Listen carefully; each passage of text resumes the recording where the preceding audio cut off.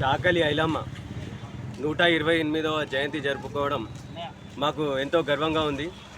ఆమె ఒక మహిళ అయి కూడా మంచి మంచి శక్తివంతమైన పురుషులతో పోరాడి మన హక్కుల కోసం ఆమె ఎంతో పోరాడింది.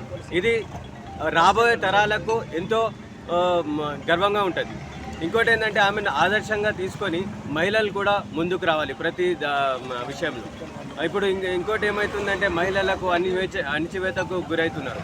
అట్లా కాకుండా చాకలి ఐలమ్మను స్ఫూర్తిగా తీసుకుంటే మనం ఎంతో ఎదిగి మహిళలు కూడా చేయవచ్చు, సాధించవచ్చు అనేసి నేను ఈ సందర్భంగా తెలియజేస్తున్నాను. ఇంకొకటి ఏంటంటే బీసీలకు 2 మంత్రి పదవులు ఇవ్వాలి. ఇప్పటి వరకు మంత్రి పదవులు కేవలం వేరే వాళ్ళే నిర్వహిస్తున్నారు.